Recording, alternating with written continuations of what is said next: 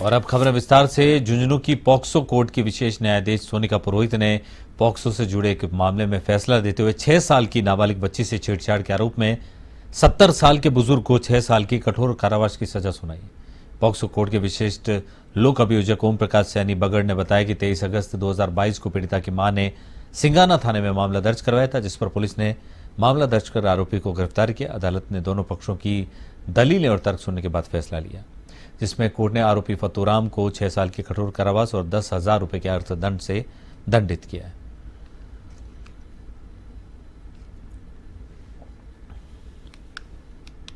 FI 249/22 police थाना सिंघाना में एक दर्ज हुई थी, जिसमें एक 6 वर्ष की नाबालिगा के साथ एक मंदिर है अग्रसेन मंदिर, वहाँ भगवती गीता की कहानी वो कथा चल रही थी। उसमें एक वहाँ एक परतू उर्फ फतेह सिंह नाम का एक कर्मचारी वहाँ काम करता था। ताकि वो बच्ची वहाँ खेलने के लिए गई और उसको अंदर कमरे में ले जाकर उसके साथ अश्लील हरकत की।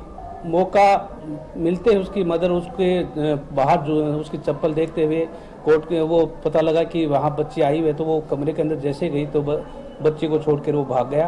और इस प्रकार इसमें कोर्ट ने इसमें अंतर्गत धारा 354, 354 ख और 9/10 पोस्को एक्ट मानते हुए 6 साल का कठोर कारावास, 10,000 रुपये अर्थदंड और तथा इसमें 20,000 रुपये पीड़िता को सहायता के रूप में दिलाया गया।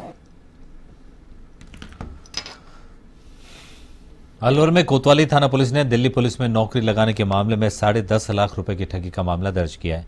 थाने के सहायक उप निरीक्षक हितेंद्र कुमार ने बताया कि परिवादी सुनील कुमार निवासी नंगली मुंशी दिल्ली पुलिस में ड्राइवर पद के लिए शारीरिक परीक्षण तैयारी के लिए इंदिरा गांधी स्टेडियम में जाता था और अगस्त 2022 को उसकी मुलाकात सुमित यादव और चंद्रभान यादव निवासी तुलेडा से हुई।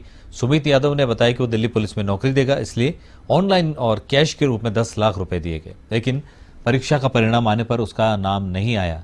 तब पैसे वापस मांगे तो उसने मना कर दिया। फिलहाल पुलिस ने मामला दर्ज कर जांच शुरू कर दिया। दिनांक 9/6/2023 को थाना से एएसआई विजय कुमार मैं जाब तक गश्त में गया था। तो टेलको सर्किल से आगे पहुंचे तो सूचना मिली कि एक अवैध ट्रैक्टर ट्रॉली बजरी का खनन करके ले जा रहा है, जिसको पीछा कर छट्टी मिल के पास रुकवाने की कोशिश की। वह एक मोटरसाइकिल वाले ने इशारा किया तो नहीं रोका। पुलिस जीप को बराबर में लेकर उसको रुकवाने की कोशिश, तो पुलिस जीप के ऊपर ट्रैक्टर को चढ़ाने की कोशिश की। रावत भाटा के भैंसरोडगढ़ वन्य जीव अभ्यारण्य क्षेत्र के मंडेसरा गांव के एक सरसों के खेत में रविवार को शिकारी के लगाए फंदे में एक मादा तेंदुआ फंस गई। दिन भर जाल में छटपटाती लेपर्ड को 16 घंटे बाद कोटा बायोलॉजिकल पार्क और मुकुंदरा टाइगर रिजर्व टीम ने रेक्टेंकुलाइज कर उसे आजाद कराया। उपचार के लिए उसे कोटा बायोलॉजिकल पार्क ले जाया गया।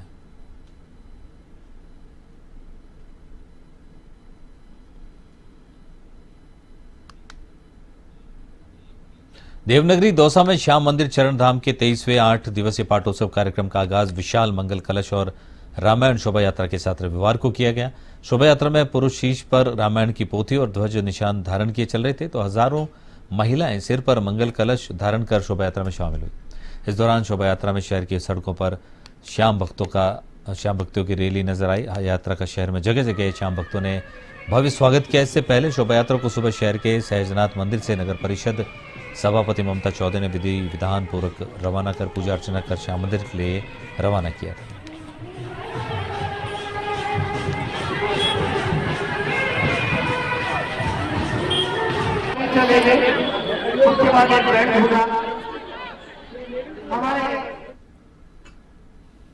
का समापन किया गया है, जिसका समापन डॉक्टर सुभाष गर्ग की अध्यक्षता में 4 बजे किया गया है। इस प्रक्रिया में और इस प्रतियोगिता में हमने जो है 3 तरह की प्रतियोगिता रखी थी। फ्लावर अरेंजमेंट, टेरेरियम और पॉट डेकोरेशन एवं ट्रे गार्डनिंग का। इन प्रतियोगिताओं में बहुत से बच्चों ने भाग लिया। हमने रील बनाओ इनाम पाओ की भी प्रतियोगिता रखी थी, जिसके सबसे ज़्यादा व्यूज आएंगे उसको प्रसिद्ध किया जाएगा। प्रथम प्रयास के रूप में फ्लावर शो का एक आयोजन किया गया और मैं देख रहा हूँ लोगों में जो उत्साह है, क्या बच्चे, क्या यूथ, क्या बुजुर्ग लोग, क्या फैमिलीज़, क्या इंडिविजुअल्स यहाँ आए हैं। साथ ही दूसरे लोग भी जो एक्सपर्ट्स हैं वो दूसरी जगह से आए, उन्होंने भी अपना एक इनपुट यहाँ दिया है। और जो मैं देख पा रहा हूँ और जो प्राइजेस दी गई हैं उसको देख के लगता है कि इनका ये प्रयास, खूब मेहनत की है इन लोगों ने। और क्या मतलब वीमेन मेंबर या मैन मेंबर सभी ने मिलकर के एक अच्छा प्रयास किया। मैं समझता हूँ भरतपुर के लिए एक अच्छी सौगात की शुरुआत इन्होंने की है और मैं उम्मीद करता हूँ कि सोसाइटी हर साल इसको आयोजन करेगी और हम कोशिश करेंगे प्रशासन की तरफ से, भामाशाहों की तरफ से इसको और सोसाइटी को अच्छा सहयोग मिले। बारां जिले के स्थानीय कस्बे समरानिया में मां भारतीय शिक्षण संस्थान में भव्य वार्षिक उत्सव का आयोजन संपन्न हुआ। कार्यक्रम की शुरुआत मुख्य अतिथि भरतपुर भाजपा संभाग प्रभारी और पूर्व विधायक हेमराज मीणा ने मां सरस्वती का दीप प्रज्वलित करी और कार्यक्रम की अध्यक्षता भाजपा प्रदेश कार्यकारिणी सदस्य और पूर्व जिला अध्यक्ष भाजपा आनंद गर्ग ने की। विशिष्ट अतिथि पत्रकार राम प्रसाद मेहता रहे। स्कूल निदेशक देवाशीष शर्मा ने बताया कि वार्षिक उत्सव में देशभक्ति और भारतीय संस्कृति से प्रेरित सांस्कृतिक झलक स्कूली विद्यार्थियों की प्रस्तुतियों में नजर आई।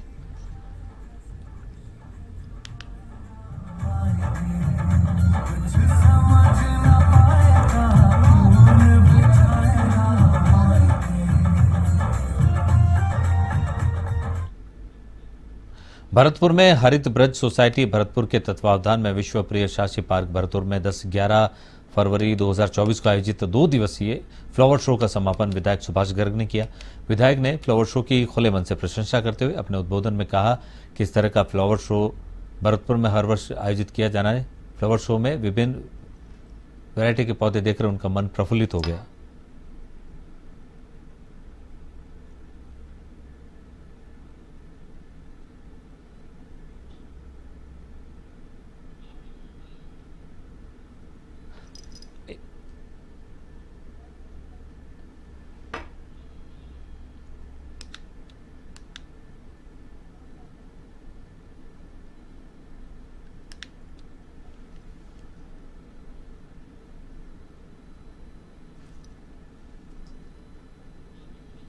अरे तो मैं अटक जाता हूं तो थोड़ा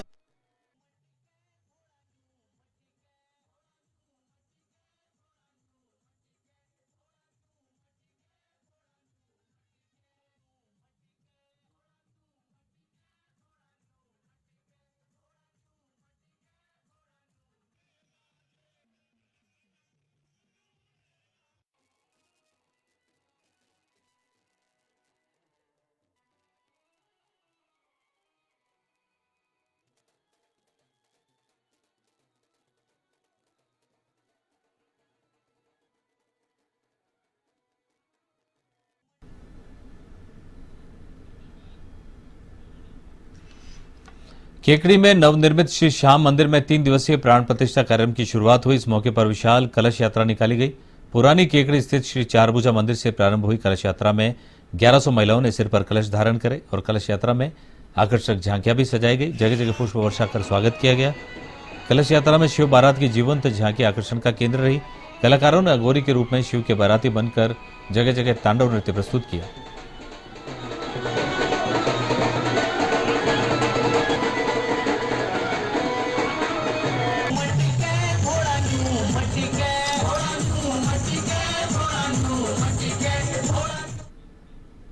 झालावाड़ में लघु उद्योग भारती इकाई भवानी मंडी का कृषक और उद्यमी सम्मेलन आयोजित किया गया, जिसमें विशेषज्ञ वैज्ञानिकों ने संतरा फल में लगने वाली काली मस्सी के प्रकोप से बचाव और उत्पादकता वृद्धि के बारे में जानकारी दी। लघु उद्योग भारती इकाई अध्यक्ष गोविंद बिरला ने बताया कि कार्यक्रम के मुख्य अतिथि शिक्षा और पंचायती राज विभाग मंत्री मदन दिलावर रहे। वहीं विशिष्ट अतिथियों में अखिल भारतीय संगठन मंत्री लघु उद्योग भारती प्रकाश चंद्र रहे।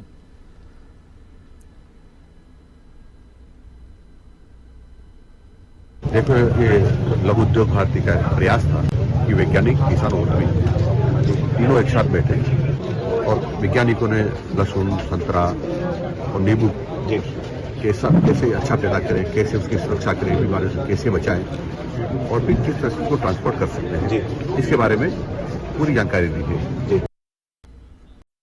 पेयजल विद्युत मौसमी बीमारियों संबंधी साप्ताहिक समीक्षा बैठक जिला कलेक्टर अक्षय घोदारा की अध्यक्षता में आयोजित हुई। बैठक में जिला कलेक्टर ने जल जीवन मिशन की प्रगति की समीक्षा भी की। उन्होंने निर्देश दिए कि जल जीवन मिशन के लक्ष्यों की 100% प्राप्ति सुनिश्चित की जाए। बैठक में जिला कलेक्टर ने आयुष्मान भारत कार्ड योजना की प्रगति जानी और ब्लॉक मुख्य चिकित्सा और स्वास्थ्य अधिकारी को निर्देश दिए। बैठक में मुख्य कार्यकारी अधिकारी हरीश चंद्र मीणा सहित विभिन्न विभागों के अधिकारी मौजूद रहे।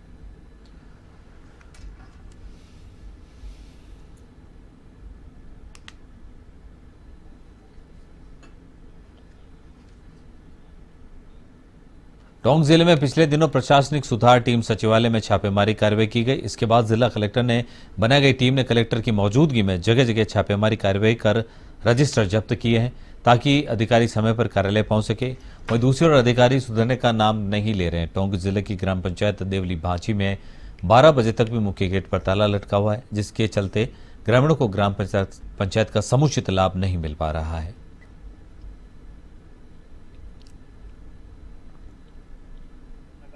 मॉनिटरिंग की जा रही है और मॉनिटरिंग के बावजूद भी हालात सुधरने का नाम नहीं ले रहा है। इस वक्त हम ग्राम पंचायत देवली बाची के राजीव गांधी सेवा केंद्र पर मौजूद है, जहां पर आप देख सकते हैं किस तरीके से ताला लगा हुआ है। आगे भी ताला लगा हुआ है। वहीं दूसरी तरफ बात करें तो यहाँ पर कुछ दूरी पर दाएं तरफ भी भवन है, लेकिन उस भवन के भी यही हालात है, यहाँ पर ताला लगा हुआ है। आखिरकार जो लोग आते हैं वहां पर किस तरीके की इनको परेशानी होती होगी। कुछ लोग है ग्रामीण है, उनसे जोड़ना चाहेंगे यहाँ के स्थानीय। बाबा क्या नाम है आपका? हमारा नाम विश्वरतन है। विश्वरतन जी, देखिए क्या कहेंगे इसको लेकर ताला लगा हुआ है? ये क्या है कि यहाँ पे तो मैं तो इसको, ये जो भवन बना है गए साल बना था और ये 26 जनवरी 15 अगस्त के दिन ही यहाँ पर झंडा रोहण होता है, वरना ये बंद रहता है हमेशा। जब उसके बाद बनने के बाद देखिए कुछ दूरी पर वहाँ दूसरी तरफ भी, वहाँ पर भी आप देखेंगे तो वहाँ पर दोनों तरफ ताला लटका हुआ है। क्या कहेंगे आप? वो वहाँ पे तो मैं देख सरपंच साहब आते रहते हैं, देखता रहता हूँ मैं, वहाँ पे आते जाते हैं, कभी कभी देखता हूँ। पर अगर इस स्थिति में ताला लटका हुआ है तो इस स्थिति में जो लोग आते हैं अपनी समस्याओं को लेकर आते हैं, उनको किस तरीके की समस्याओं का सामना करना पड़ता होगा? समस्याएं तो बहुत है। विकास, देश का विकास रुका हुआ है ना। अब कई पर समस्याएं, आजकल रास्ते रुक गए खेतों के। नहीं, मैं ये कह रहा हूँ जो लोग अपनी समस्याओं को लेकर यहाँ पंचायत में आते हैं तो वो लोग यहाँ पर ताला लटका हुआ है, किस तरीके से उनको परेशानी होती होगी? उनको बहुत परेशानी होती है लोगों को, है ना, पर वो कहते नहीं है क्योंकि सब डरे हुए हैं आजकल। क्यों सरपंच से क्यों डरे हुए हैं? सरपंचों से नहीं डरते तो आजकल भ्रष्टाचार ज्यादा है ना, इसलिए भ्रष्टाचार की वजह से सब डर गए। प्रशासन का इनको डर नहीं है। क्या कहेंगे आप आपकी पंचायत को लेकर, भ्रष्टाचार को लेकर? जनता के अंदर भ्रष्टाचारी लोगों को शासन का डर नहीं है। तो भ्रष्टाचारी ये अधिकारी जो ध्यान नहीं दे रहे हैं, इसका परिणाम जनता को भुगतना पड़ रहा है।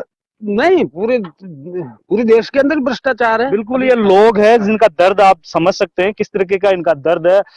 12 बज जाने के बाद भी यहाँ पे ताला लटका हुआ ना कहीं अधिकारियों की बड़ी लापरवाही दर्शाता है।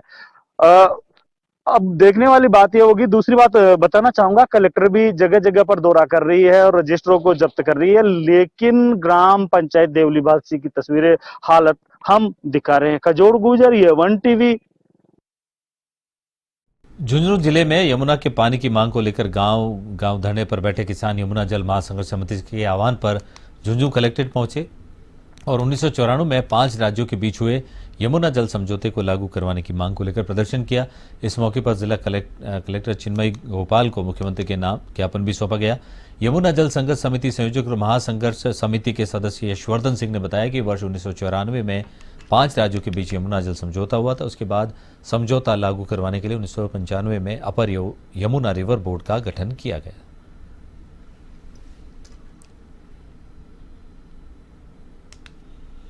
राजधानी जयपुर जिले के हरमाड़ा थाना इलाके में घर के बाहर खड़ी पिकअप चोरी का मामला सामने आया। पिकअप में 3 लाख कीमत का माल लोड कर खड़ा किया गया था। मास्टर चाबी से लॉक तोड़कर पिकअप को बदमाश चोरी करके ले गए। वहीं घर के बाहर लगे सीसीटीवी फुटेज में चोरों की करतूत कैद हो गई। हरमाड़ा थाना पुलिस फुटेज के आधार पर चोरों की तलाश कर रही है।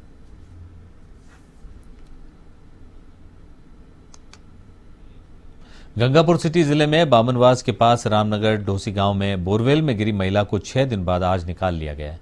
महिला की मौत हो चुकी है। पिछले 6 दिन से बोरवेल में फंसी महिला को निकालने के लिए एसडीआरएफ और एनडीआरएफ की टीम ने रेस्क्यू ऑपरेशन चला रखा था और करीब 90 फीट पर फंसी महिला को आज निकाल लिया गया। प्रशासन ने महिला के शव को पोस्टमार्टम के लिए बामनवास अस्पताल भिजवा दिया।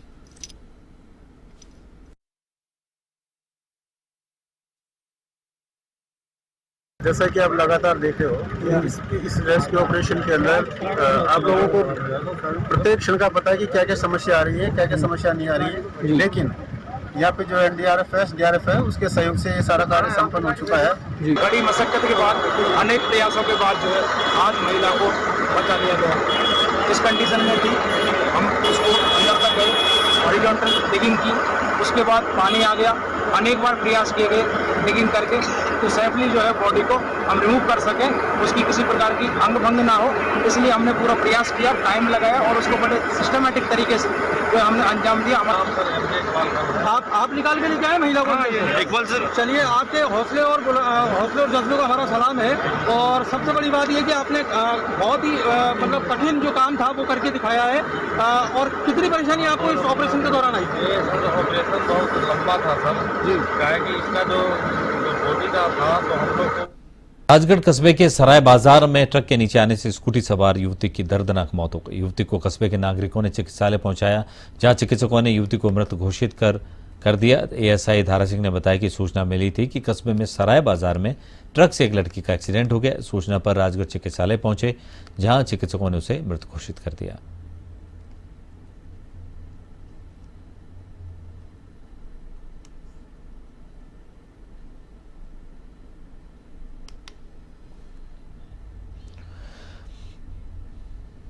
राजस्थान राज्य अंतर जिला सिविल सेवा द्वितीय टेबल टेनिस, चतुर टेनिस और षष्ठम बैडमिंटन प्रतियोगिता 2023-24 का समापन समारोह सोमवार को पटेल मैदान में आयोजित हुआ। इसमें विजेताओं को विधानसभा अध्यक्ष वासुदेव देवनानी ने सम्मानित किया। विधानसभा अध्यक्ष वासुदेव देवनानी ने कहा कि खेल जीवन का आवश्यक अंग है। जीवन में दैनिक कार्यों से तनाव उत्पन्न होता है, इस तनाव से बचने के लिए नियमित रूप से खेलना चाहिए।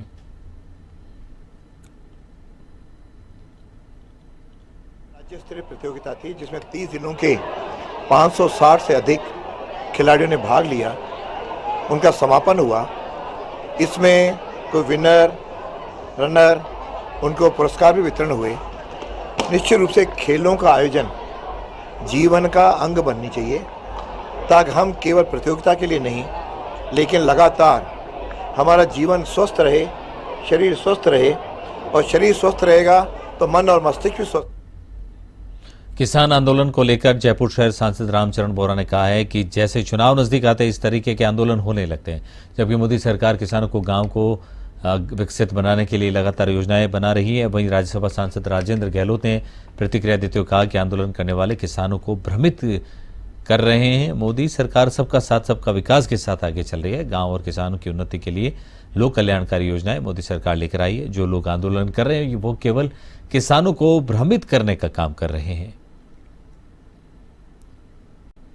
बांसवाड़ा के राजतालाब थाना क्षेत्र में बीती रात फाइनेंस कर्मी की मौत के बाद आज उसके परिजन जुझनू से बांसवाड़ा पहुंचे। वहीं मृतक के शव का पोस्टमार्टम करवाया गया। इस दौरान मृतक के परिजनों ने बताया कि फाइनेंस में अक्सर टारगेट को लेकर कंपनी का दबाव बना रहता है और इसी दबाव के चलते उन्होंने आत्महत्या की आशंका जताई। जबकि फाइनेंस कंपनी वालों का कहना है कि ये प्रेम प्रसंग का मामला है। वहीं राजतालाब थाना पुलिस का कहना है कि जांच के बाद ही मामले का खुलासा हो पाएगा। ये यहाँ बांसवाड़ा में कोई फाइनेंस कंपनी में काम करता है 1-1.5 साल से, और ये कंपनी वाले क्या टारगेट देते हैं उनको लोन देने के लिए। हो सकता है टारगेट पूरा नहीं होने पर वो कंपनी के दबाव में आकर आत्महत्या कर सकता है, ऐसी संभावना लग रही है हमें।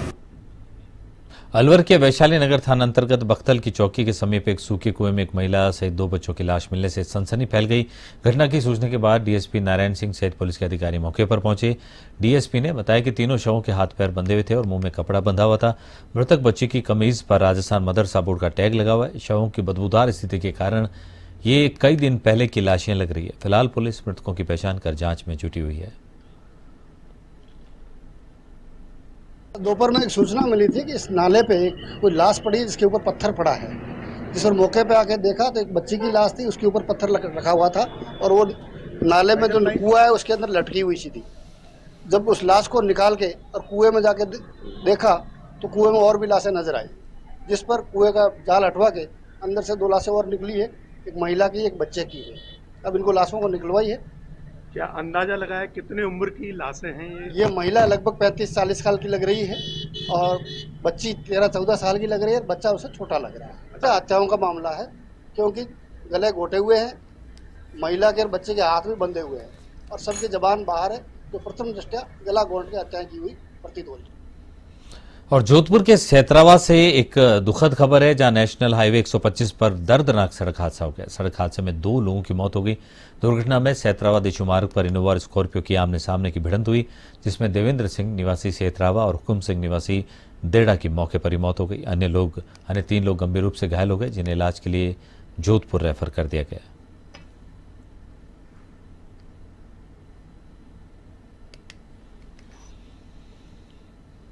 खबर सुमेरपुर से है, जहां सोमवार को तखतगढ़ नगर पालिका सभागार में बजट बैठक आयोजित हुई, जिसमें 2024-25 का 56,44,54,000 रुपए का बजट पारित हुआ। पालिका अध्यक्ष ललित रांकावत, ईओ नीलकमल सिंह रणवत और लेखाकार कालूराम सिरवी ने बजट पेश किया। इस बजट बैठक में अध्यक्ष समेत कुल 13 पार्षदों ने भाग लिया। मात्र 15 मिनट में ये बजट पारित हो गया।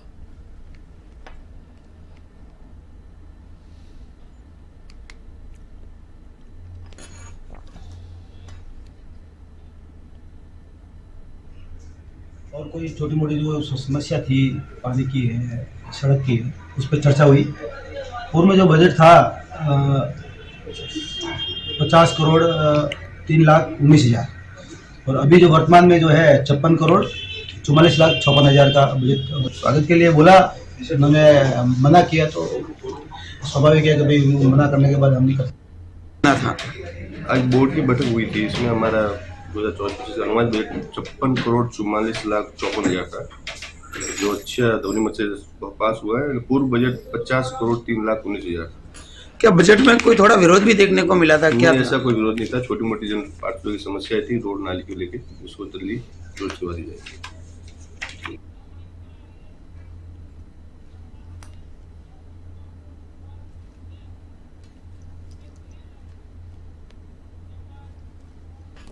जयपुर विकास प्राधिकरण की अवैध निर्माणों पर कार्रवाई देखी जा रही है, तो वहीं आज जोन 12 के क्षेत्राधिकार में स्थित ग्राम सिरसी कुंडा में 200 फीट बाईपास को जाने वाली रोड के खसरा नंबर 2024/2 कृषि भूमि पर हो रहे अतिक्रमण को ध्वस्त किया गया और यहां व्यावसायिक परियोजनार्थ अवैध रूप से बनी 9 दुकानों, लोहे के एंगल और अन्य अवैध निर्माण को जोन 12 के राजस्व तकनीकी स्टाफ की निशानदेही पर प्रवर्तन दस्ते द्वारा जेसीबी मशीन और मजदूरों की सहायता से ध्वस्तीकरण की कार्रवाई की गई।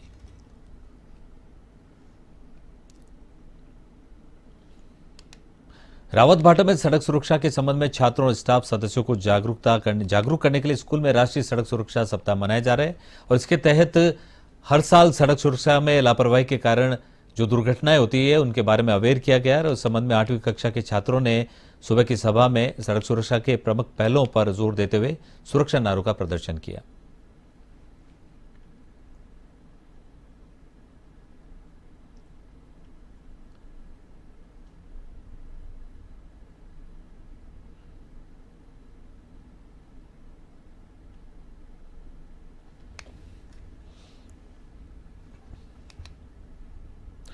आबू रोड रिको थाना क्षेत्र में भीषण सड़क हादसा हुआ है, जिसमें बेकाबू कार ने करीब 9 लोगों को चपेट में ले लिया। घायलों की हालत गंभीर बताई जा रही है। बता दें कि आबू रोड अंबाजी मार्ग के चेक पोस्ट हनुमान मंदिर के सामने कार चालक ने 9 लोगों को चपेट में लिया। कार्यवाहक थाना अधिकारी कानाराम ने बताया कि एम्बुलेंस की मदद से घायलों को आबू रोड राजकीय अस्पताल भेजा गया है और लोग सड़क किनारे खड़े थे, तभी अचानक से अंबाजी की ओर से आ रही एक अनियंत्रित कार ने उन्हें चपेट में ले लिया था।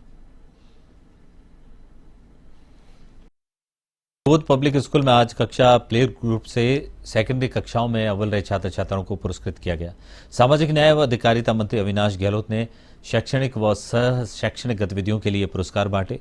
मंत्री गहलोत ने सभी पुरस्कृत विद्यार्थियों का आह्वान करते हुए कहा कि वे विद्यार्थी जीवन में अनुशासन के साथ कर्मयोगी बने रहें।